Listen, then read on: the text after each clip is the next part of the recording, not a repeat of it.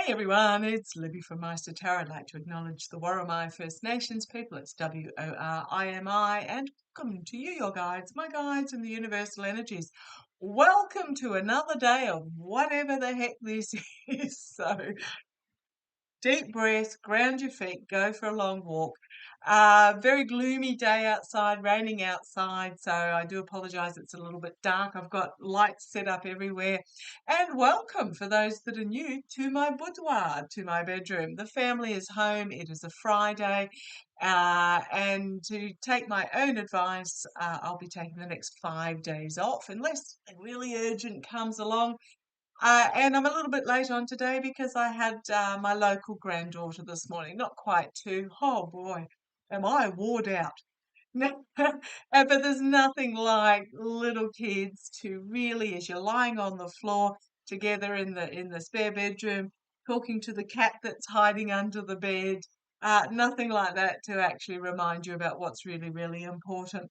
And before you ask, yes, my dresser, did that myself. It's, what is it, 2, 4, 6, 8, 10, 12, 12 drawer dresser, inexpensive pine dresser, and sample pots of paint, some different knobs from the hardware store, and a day's worth of work. So to get a look that I was really after and wasn't prepared to pay 4 to 5 times as much.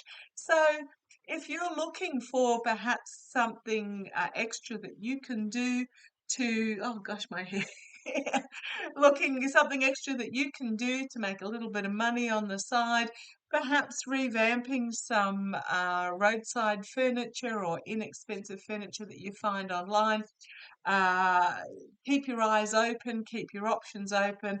Another example, my daughter was, my husband needed a schematic drawing, so a technical drawing for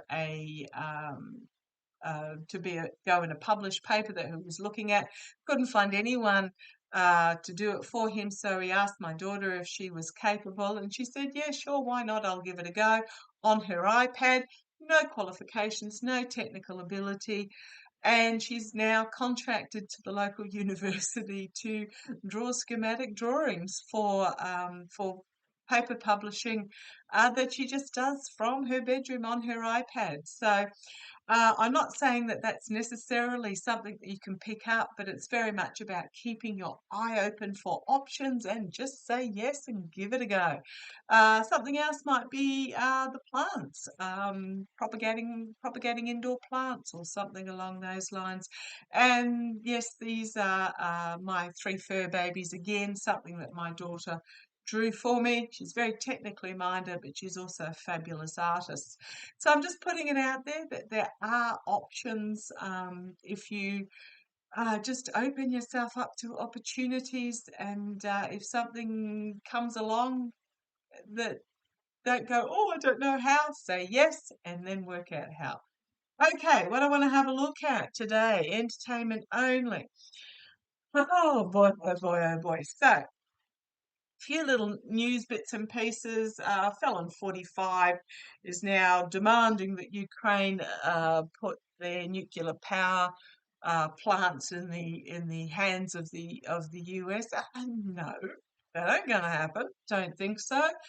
BYD, Build Your Dream. The Chinese electric car manufacturers has come out with a 5-minute charging system. It does draw a lot on the grid, so the grids aren't necessarily ready for it, but hey, the tech's there, and when there's a will, there's a way. So this is a big threat to Tesla. And speaking about Tesla, 46,000 Cybertrucks have been recalled because apparently panels fall off them in the middle of the road while you're doing 110 on the motorway, or 60 to 70, depending on what country you're in. So yeah. And Pam Bondi has come out, the DOJ, and declared that setting fire to a Tesla dealership is a terrorist act and is 20 years imprisonment. Well, that's interesting how apparently smearing poo all over the inside of the Capitol, stealing goods, threatening congressional people and staff and beating up police officers is just a tourist trip. Whatever. Just absolutely nuts. And I mean, you can get angry about it, but you can't get angry about it because it's just so absolutely ridiculous. Now, I had a look at the Tesla shares this morning. They're a little bit up.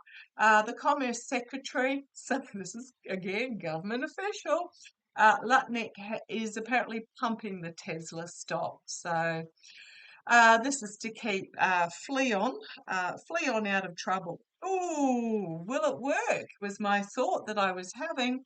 Well, very possibly not. The Tesla board are already also coming out, aside from dumping stock, big hints that Fleon might find himself out of a job there. You're fired. Yeah, there's money to be harvested, but the basket is empty. Really high emotions in regards to this. I don't think what anybody says is going to make a difference in regard to Tesla, and a big, big message is being sent to Tesla, an inflammatory message, a fiery message, very potentially. Okay, but what I wanted to have a look at in this particular reading is f45's come out. Um, First of all, he came out a couple of days ago on behalf of Big Pharma in the US, attacking the Australian pharmaceutical benefits scheme. Now, this is a scheme where the Australian government has negotiated the price of pharmaceuticals, medication, directly with the manufacturers. So a contracted price, and which is a lot cheaper than what apparently they get sold for in the US. So contracted price for the Australian government. The Australian government then subsidises the medication, so that if you are on any form of welfare, your scripts, I think, are no more than $5. But this also includes cancer treatment programs, that medication that people were mortgaging their house to be able to afford prior to going onto the PBS scheme, and now I think sort of their maximum $30 or $60, something along those lines. So the PBS scheme, basically makes medication affordable for all Australians. So the big farmers come out, and the knickers in a knot about the price that they're getting from the Australian government that they negotiated. Not very, rather upset about it because they're not making as much money. And I think actually it's not so much Big Pharma. What I was getting when I was watching this on the news was it's not so much Big Pharma. It's these oligarchs that are behind the scenes that are, for example, the insurance companies, the ones making the big money out of the insurance companies, and the private hospitals and all those sorts of things, don't like the fact that Australia has universal health care, and Australia has the PBS, and we actually look after the health of the people in our country because it makes them look bad, gives Americans ideas. That was the feeling I got when I saw that. However, what has happened since? So our Prime Minister, Anthony Albanese, basically told Trump to go and sit on it, and that it's none of his business, and it's not. This is Australia. And what's happened since is that Felon 45's now come out on behalf of the tech bros, attacking the Australian social media laws, which requires digital platforms to pay for local news content that they want to put on their platforms. It costs the tech bros all of $140 million a year between all of them. So, gee, what's that, about an hour's worth of money to them? But not happy. And again, I think what it is because they want to try and nip in the bud to stop Americans getting ideas above their station, let me put it like that. So what I'm also what's happened is that Australia also in 2004 signed with the United States at the time. Was that about? It went into effect in 2005, so it may have been a free trade agreement with the United States. Beneficial to the United States, moderately beneficial to Australia. That basically the free trade agreement was no tariffs between the two countries, allowing market access so that if there was market demand, the country could fill that, sharing services and investment and sharing intellectual property. So research between the two countries as well being shared. Highly beneficial to the US, moderately beneficial to the US. But what's happening is f45 is basically tearing up that free trade agreement. By putting on tariffs on beef, etc., Australia's still honouring our side because that's what we do. We made an agreement and we honour it. However, our government now is going, why should we? Well, fair enough. Why should we? So I want to ask, is Australia going to tear up the free trade agreement that we have with the United States that is international law? Okay, come on down, let's have a look. That was a lot of waffling to get to this point. Let's see where we go. Okay, the signifier, the Knight of Wands, volatile information coming forward, volatile messaging going back and forth. Okay, thank you. Right. I am getting told that Australia right now, because he's a slow-moving knight, is not yet going to tear it up. There's this exploding volcano in the background, but the slow, dependable knight is moving forward, holding on to this free trade agreement. I'm getting that wand there that he's carrying is the fair trade agreement, in the anticipation of this too, like a kidney stone, shall pass. The boil on the backside of the United States exploding in the background, making all sorts of threats and accusations and trying all sorts of bully tactics.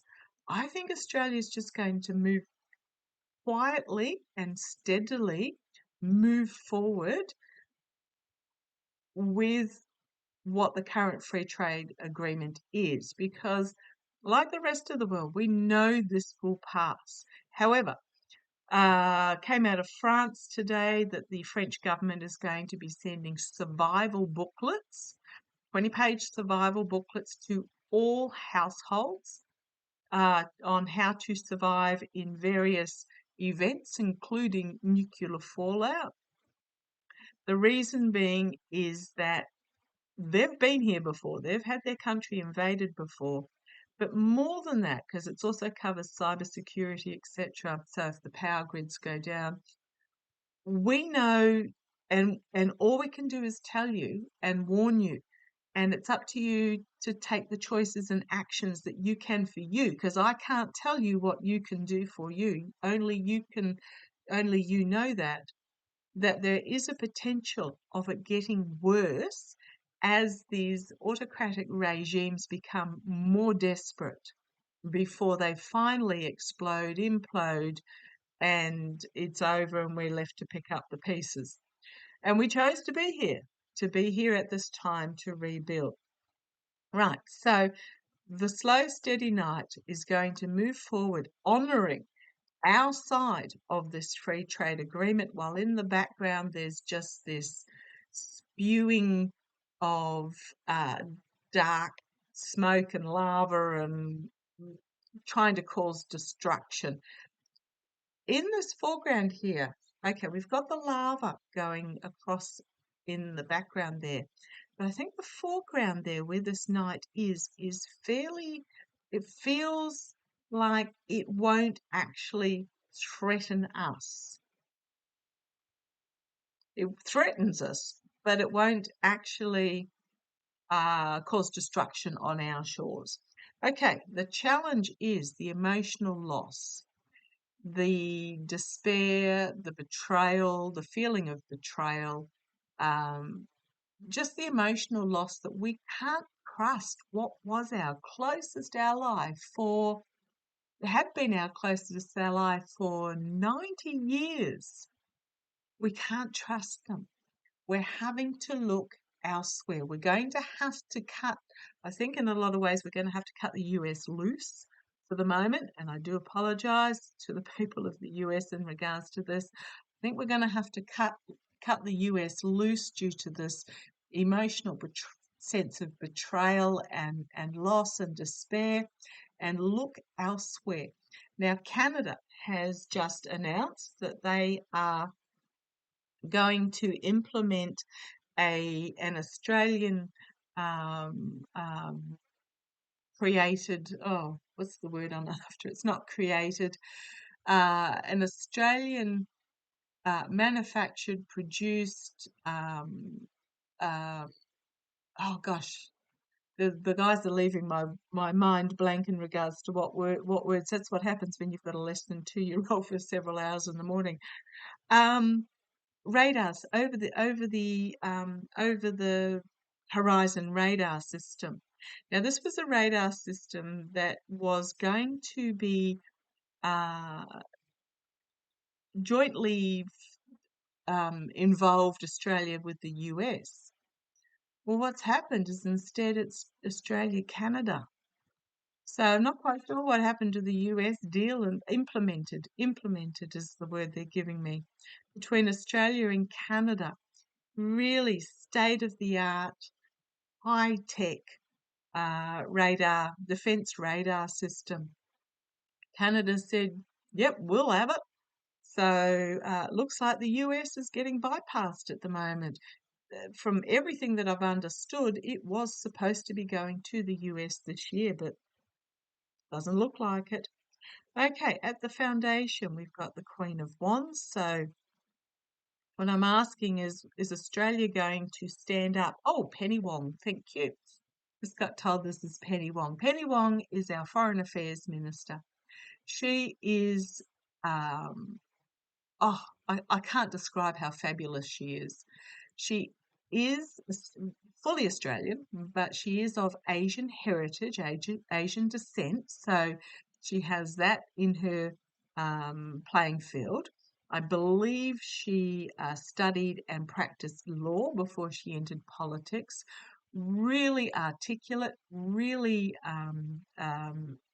dignified, really highly respected, intelligent woman. So I'm getting at the foundation, Penny Wong. Penny Wong is the foundation for this, is Australia going to. Okay. In the past, I'm going to say the financial trade deals, the money back and forth, the hard work behind the scenes, creating these trade deals, the money, it's in the past. Crowning this reading is Australia has some really heavy decisions to make about the strategy going forward. First of all, our legal options. Do we even bother taking the US to the United Nations Court or the World Trade Court? Do we even bother? I'm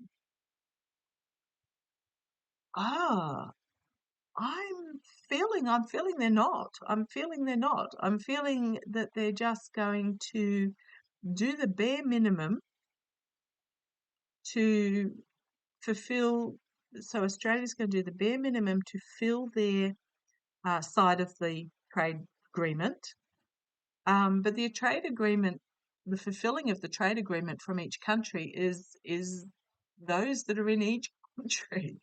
So this is very much about the aluminium or aluminum, aluminium and steel. This is about the beef. This is about the pharmaceuticals, because Australia does produce quite a lot of pharmaceutical medication. This is about IP property, intellectual property. It's almost like what I'm getting is I'm feeling that they're deciding at the moment, the government, whether or not they will take this to the international trade courts or whatever it's called, or not. And I'm actually feeling that they're not going to. I think because once the trade agreement is ripped up, when this idiot and his regime are out of office, we'd have to go through the entire process of a new trade agreement. And there's nothing wrong with the trade agreement that Australia has with the United States at the moment. It's just the regime that's in charge. So they're deciding whether or not to challenge what's happening legally or whether to just strategize to work around the United States. The immediate future is there. It's a harsh truth. This is the new world. This is the new reality. And the harsh truth is we are being abandoned with that bald eagle there. We are being abandoned by for abandoned by 90 years of mateship, of respect with the US. Now, this is nothing against the people of the United States. This is the regime that's in charge, and it's a harsh truth that we will not be able to, for the interim, rely on the United States for, I'm going to say, for anything. Okay. Yep, betrayal. Externally. Stabbed through the heart, betrayed. And again, I will emphasize it is not the people. Well, some of the people, but not you guys. And not those that are like you guys. This is the regime. They have betrayed. There is an element of grief in here because we've had this relationship for 90 odd years or longer. That has been a mutually respectful relationship. It's done. It's done internally. Cast out, discarded. Absolutely. Okay, but where's it going to go? Okay, the hopes and fears is the money's not going to flow, which fair enough. How about we get our $8 billion back that we just paid for some submarines? This is a reaping what you sow from the US, but it's also the reliance on US money.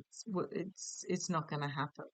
Okay, the Nine of Pentacles, the isolationist, the capitalist isolationist that is occurring. So this is the outcome. The peregrine there with its red hat on is jessied, and if you have a look, it's held on to. Yeah, Seven of Swords, basically taking the US taking their bat and ball and going home, the US regime, and stealing off with breaking the trade agreement, but also there might be some other aspects here that we're not aware of in regards to contracts and agreements that are already in play, for example, the submarines and the radar. But I'm also talking about the intellectual property and the pharmaceuticals, etc. So this is very much a deviousness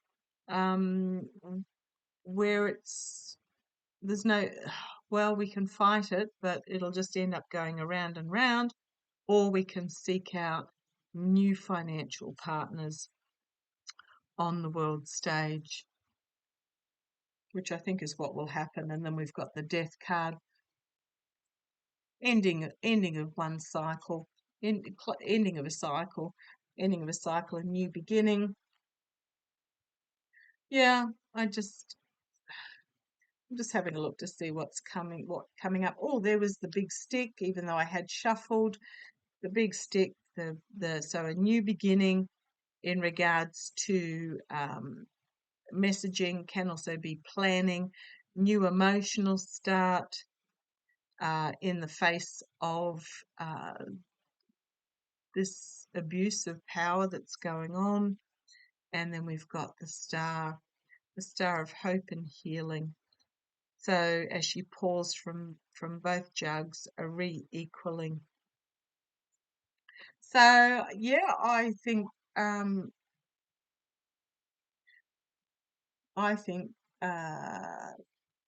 the Albanese government's going to tell the Trump dictatorship where to put his opinion.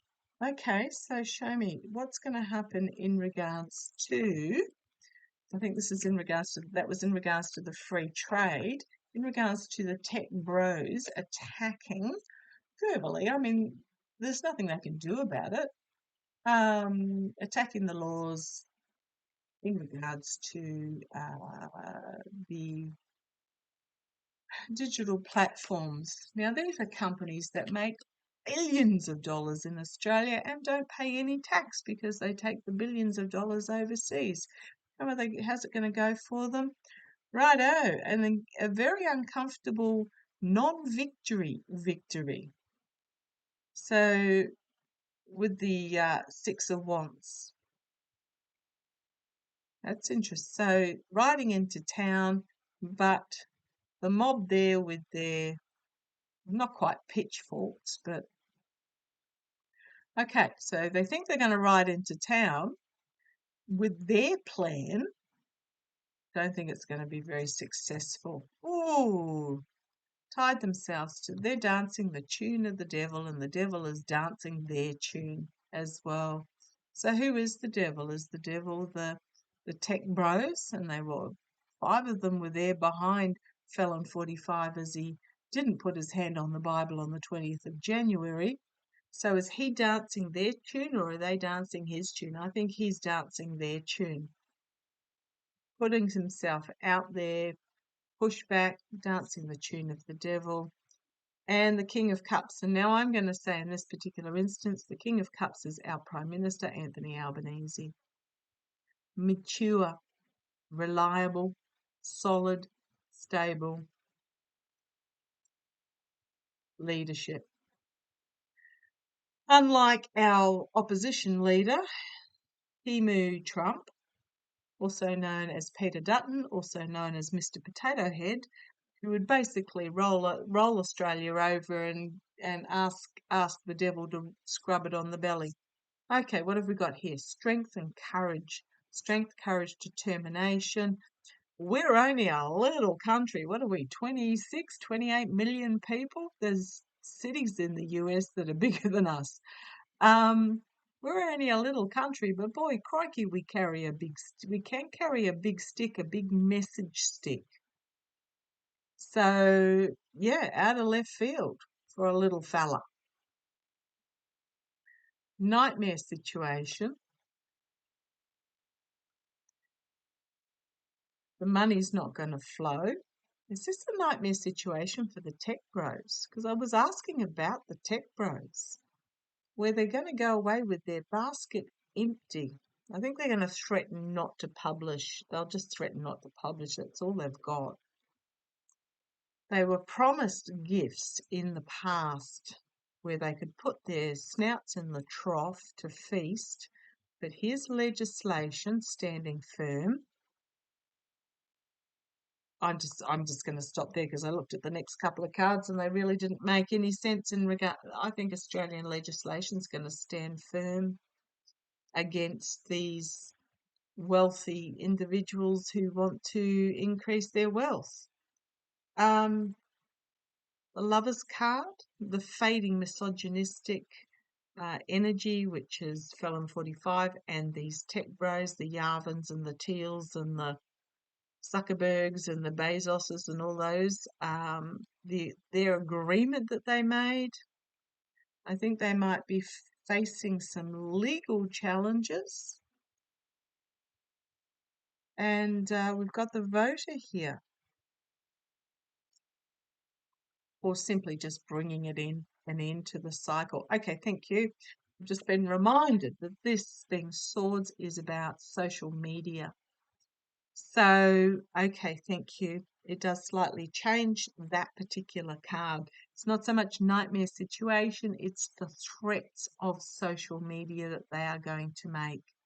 However, we have a blue sky in the background here with this owl coming forward. So I think this is the threats that the likes of uh, Felon, Felon with X and Zuckerberg with Facebook, etc.